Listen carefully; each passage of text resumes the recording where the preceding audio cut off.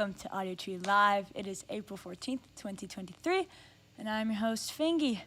Before we go any further, if you'd be so kind as to subscribe to our channel. We have a lot of amazing sessions happening all the time, and we want you guys to be in the loop. As well as YouTube, we're on streaming services. So Spotify, Apple Music, Tidal, pick your poison, whatever floats your boat. We'll give you the wind to sail that ship. But without further ado, today is a very fun day. We have an electro shoegaze quintet that creates hypnotic atmospheres through dreamy and melodic scapes. So without further ado, all the way from Los Angeles, California, we have Draag. Take it away whenever y'all are ready.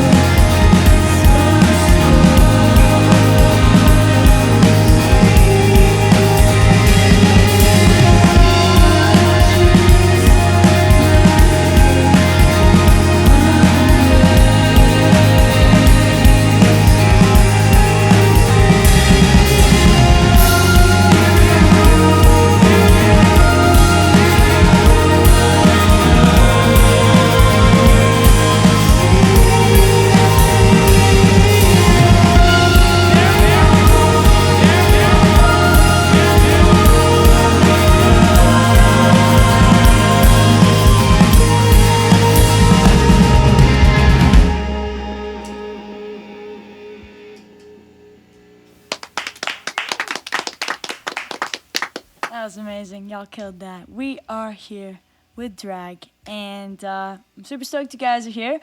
Right now, we have on display the new upcoming debut album. Yes? No? Maybe Yes. so? Very exciting. We have Darkfire Heresy. I was reading in an interview recently. This struck me, and I wanted to know what y'all meant by this. You said that this project is completely unpretentious. I was wondering if there's a little sarcasm in there, if that's like this is how we feel, and if so, what's that feeling? What do y'all mean by that? We felt very vulnerable about finally realizing that we're putting it out. I think I feel very driven by making honest work, and there's a quote that really helped me with it. If the work is honest, that's what makes it good. So that's been my mantra for it. That's beautiful. Do you believe that pretentious work then alludes to ingenuine or non-honest work? I think if you intend to make pretentious work, that's your intention, and everything is valid. Yeah. So it's, we might have a pretentious phase, but we're gonna mean it. Yeah. It's what you want it to be. Yeah, okay. But like you're saying, you guys feel as if you really put a lot of intention into what you're putting out right now for this project. Does that mean your previous projects were a bit more expressive, go with the flow, trying to just get ideas out, versus this one being a bit more conceptually based? Right, yeah. There's a concept from start to finish around the album. You guys and your concepts, you are quite intentional, especially in your visuals. I know you guys are very heavy on your multimedia presence, and anywhere from projecting visuals on stage during performances, or in Trauma Kit, you had that whole projection in the shower for your music video, and you even have a 360 music video, which I thought was pretty cool. That's really cool, honestly. But I was wondering, do you guys ever create your music with visuals at first in mind and then catalyze off of those, or is it more so making the music and then finding visuals that fit that aesthetic and that tone? I think the visuals itself, they're always existed, but when we first write the lyrics, it comes from a subconscious place, and then I realize that's what the visuals kind of planted in us. So I kind of lean on the lyrics to kind of give form to the narrative that's already there. So I kind of just wait for it to come to me. So the recent music videos we just did, those are kind of representations of everything that I wasn't allowed to be when I was younger. So the lyrics were kind of saying that back to me, and then that's when I realized I was going to be the main character, getting to indulge in the things that I couldn't when I was younger. Yeah. And are the majority of these visuals found or sampled footage? Is it things that you capture yourself for the performance itself? Is it a mixture? The visuals being in the music video? Just overall. So whether it be music videos, whether it be your live performances, are they typically of one nature, or is it kind of mixed? Some is captured by yourself and some is found? Right now, what I'm personally really into is kind of gothic medieval aesthetics. We tend to gravitate towards darker material. We talk about Holy Mountain a lot. Does anyone else have any inspiration? I mean, I think, again, just to reiterate, it's just a lot of the imagery in our head and just trying to put it out there, whether it's found, whether we make it ourselves. So that's awesome. Yeah, and you were talking about the kind of the gothic aesthetic. I know the director of Trauma Kit, Devontae Johnson, is a huge fan of Hereditary, and I know y'all are too, and just Ari Aster's work in general. First off, what a movie. Terrifying. Terrifying stuff. But I know also that was kept in mind when making that music video, and that y'all actually got creeped out as you were making that. What is kind of that inwards feeling that comes when you're making something inspired by something that you know is bone chilling, and in efforts to do so, in creating it, you're not only creating that emotion for the viewers, but also for yourself. What was that kind of like on set for you guys? I really had to channel like a really sort of dark side of me to be able to get through it. I got pretty badly injured making that video too. So just because I kind of lost myself in the shower, and it had to come from like a genuine place. So it's pretty messed up. Yeah, but I mean, you sticked to the tone. It wasn't. I read that Alex Wolff, who's in Hereditary, had that moment where he slammed his head on the desk because he was so in and literally broke his nose and had to deal with that. But commending y'all for really committing to the art, because it was felt. It was felt. Awesome. Thank you. Yeah. But with that, let's get into some more songs.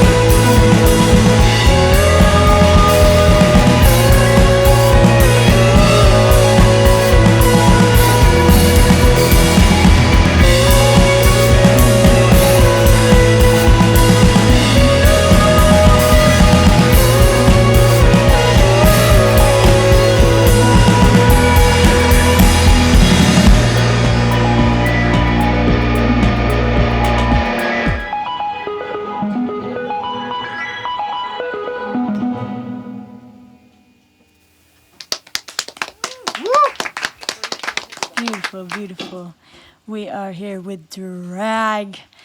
So on your previous EP, Clara Luz, the project itself centers around trauma and uses that kind of as its working theme. And within it, y'all address the difficulty that happens when you are, working through that. But what's also addressed is the aspect of the empowerment that comes from being able to work through it. I was wondering, post-creation process, post-distribution process, and having that project be received but also just expelled, what has been some empowering and inspiring things that have happened to y'all post-project? For me, on a personal level, because a lot of the trauma comes from my own experience with substance abuse and trying to almost kind of, I used to think of myself as like a social butterfly, and then when I went sober, it was like I had to learn to be social again. But having been involved with this project and being able to move forward from that, it sort of provided a new light, or it's allowed me to, or showed me that I can still have a good time and have fun without, the influence of a substance. Yeah. Among other things, but that's a simplified version.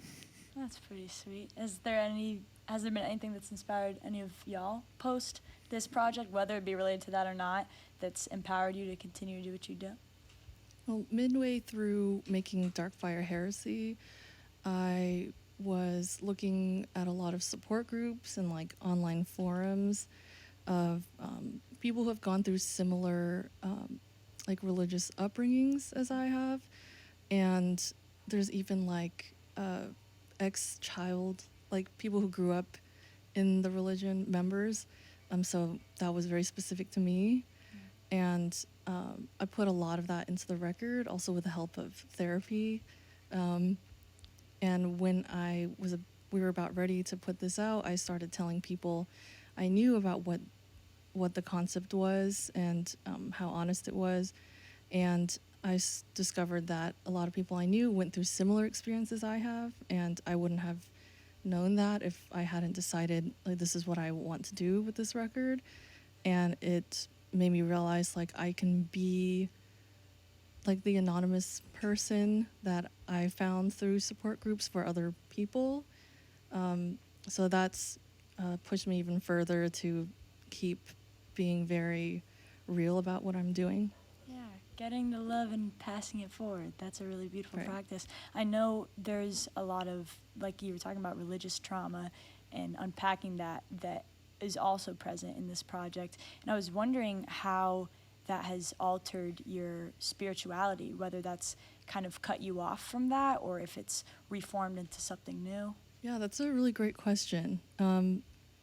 Through finishing the visuals that accompany the album, I realized there's something really beautiful that I'm still really drawn to, even about the more, I guess, the darker sides of spirituality. I realized that, there's still something very twisted about the imagery that I still find really enthralling. And it's actually coming out of this giving me a lot more of a positive relationship with spirituality. Realizing that, I could find it in other things, and that was definitely a big breakthrough for me. And when you say other things, you mean not necessarily centered in a single deity, but more so in like your surroundings? Right, and your identity, still figuring it out. Yeah. Yeah. Working on it, but I'll get back to you. No, I feel that. That's beautiful. And I mean, Los Angeles is a beautiful place to also, I feel, get in touch with that. I was wondering, for example, Detroit, home of techno, Motor City, industrial, metropolitan area. Shout out Detroit. Oh, yeah. So, that genre and that sound that was birthed out of that city is reflective of its environment. And when I was listening to you guys and I heard y'all were based out of California, I had like a nice sigh because, I mean, the mountains, the beach, I wouldn't say the air. I was about to say the air. We could do better on the air. Yeah. But I was wondering if that being your environment has played an integral role in how your sound is shaped. Yeah. Also, the neighborhood I'm from it's tucked away in the valley, in the San Fernando Valley. I grew up without a shopping mall or a movie theater, so the way we used to pass the time is we used to throw punk shows. So I was throwing shows at 13, and they were all flyer shows, and all the cholos from the neighborhood would come through as well, and they would see a mosh pit, and they didn't know how to interpret it, so they would just go in there and start punching people. They thought it was just like a way to and it is an escape, I suppose, but we're not really into to hurt people, but they would. But anyway, that had a big influence on me, and because we had to learn to pass the time. I didn't have a car, obviously, and so I gravitated towards stuff that probably wasn't as vivid or bright. Yeah. What about y'all over here? Well, I grew up like on direct opposite side of the valley than Adrian, but same thing. And I think what I gravitated towards with this project, because I came in fairly new. I got a cold call from him to join, and I'm like, yeah, because I was already a big fan. For me, again, it was just finding people that just like to isolate themselves and just kind of immerse themselves in the music that they're making. And I think, the community that we have, as far as the valley goes, it's so big, but there are different sectors that gravitate towards each other. So, big influence through Los Angeles for sure. Yeah, beautiful. That's really cool. And it's interesting, to hear that y'all are touching on the topic of being isolated in this city and therefore turning to music to kind of push through, pass the time, what have you, when Los Angeles has such a connotation of industry and industry plants and not really having a centralized scene. And it's funny because I grew up there too, and I've spent equal amount of time in the valley as I have on the city side, and it's always been interesting to me because I have noticed on the city side it is a lot harder to find that community and find a DIY space to go to. I think I went to 2 backyard shows in Mar Vista, my senior year of high school was nothing, whereas and this is my era, but I was on Instagram with the 818 parties, and flyers on flyers. Now, did my mom always let me go? No. Did she always know I was going? No. But I'm glad you guys are speaking on that because no one really gives the valley love, and I'm glad that you guys took that as an opportunity to come together and create some beautiful stuff. And I think I can say as a native, it's pretty wavy stuff. It's still it captures the city's essence quite beautifully, but again in an intentional and raw way. So I appreciate that, and I'm sure other people do too. But with that, yeah, of course. Let's run these last couple songs.